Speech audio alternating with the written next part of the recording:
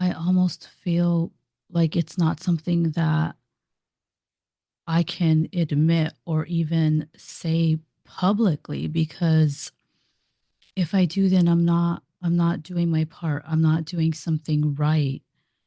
And it's almost like you can't admit that when you serve on the prayer team. I'm on the prayer team on my church. And I often give a word of encouragement to different ministries in my church, women's ministry mostly. And so for me to say that I feel overwhelmed, I feel like it's like I can't do that, but I do.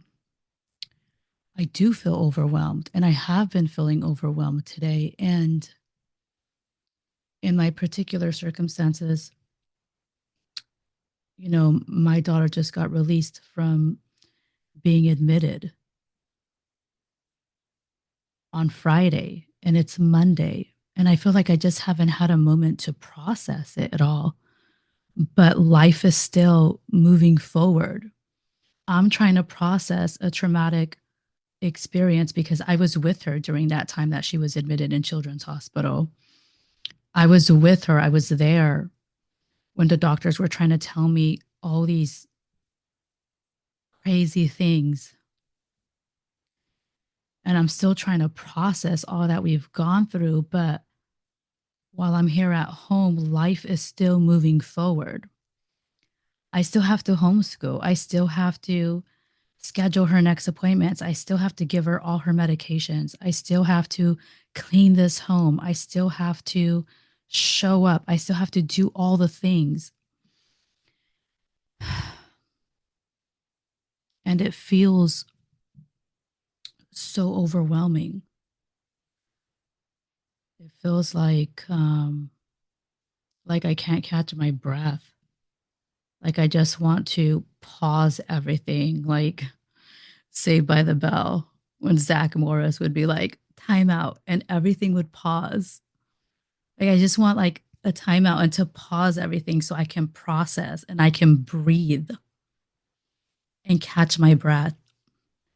But then also, if I'm honest, I'm at fault because I didn't meet God in the morning. I did pray. I did pray for my children, like at 3 o'clock in the morning, because I had a stomach ache and God woke me up and He put on my spirit, go pray for your children right now. And I got up and I didn't want to because I was tired, but I still got up and I went to pray for them. I went to pray for my daughter and I went to pray for my son.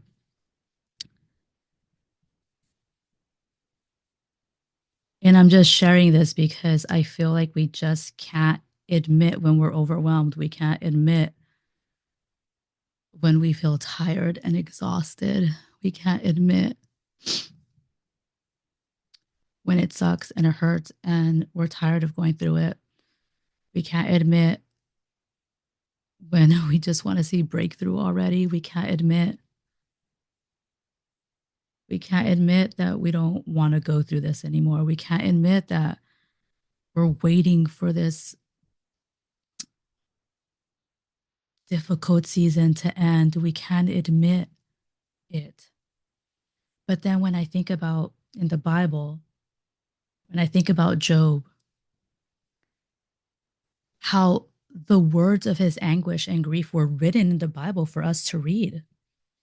When you read the book of Job and everything that he went through, everything that he lost, we can read his thoughts and his anguish and his crazy talk. We can read that. I feel like I relate to him in those crazy thoughts. I feel like I relate to him in that anguish. But for some reason, I feel like we can't admit it though. Because then if we do admit it, we're going to get a pep talk or like people are going to look at us like, okay, well, what aren't you doing right? What are you doing wrong? Like it's like we get looked down upon when we admit that we're overwhelmed. I feel like we get looked down upon. And so most of us don't admit when we're overwhelmed. because we don't want to get looked down upon. We don't want people to look at us like we're lacking or we're missing something or we're not doing something right, you know? We're not doing all the things. And sometimes it's hard to do all the things.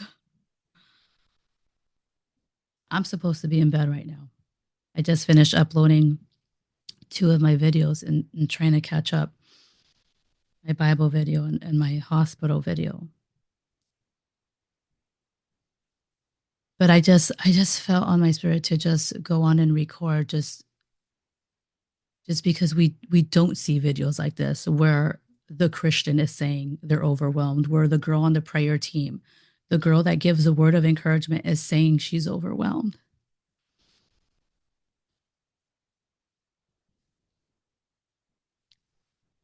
And I think it's a conversation that we should have more often, that we should be able to support each other without looking down on each other when we're overwhelmed.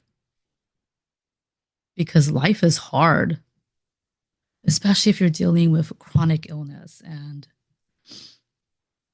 this is the second time that my daughter has been admitted, and we're in month 2. My daughter was admitted in January into the hospital, and I was with her, of course, and then again in February. And even though I try to do all the things to not be overwhelmed, still in this moment, I feel overwhelmed. And I know that a lot of it is my fault too, because I didn't spend enough time with God this morning. I did the minimum, the bare minimum, which is why it's so important to make that a priority, right? So we're not feeling overwhelmed. But nonetheless, I want to out myself. I want to out myself and make this video and say, I do feel overwhelmed right now.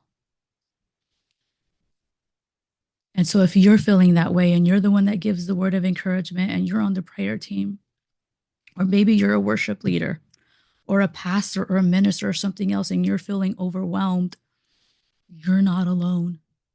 And I think it's okay to talk about it. I think it's okay to talk about it without like being looked down upon, like you're doing something wrong, because we're human. Like we're not always going to get it right.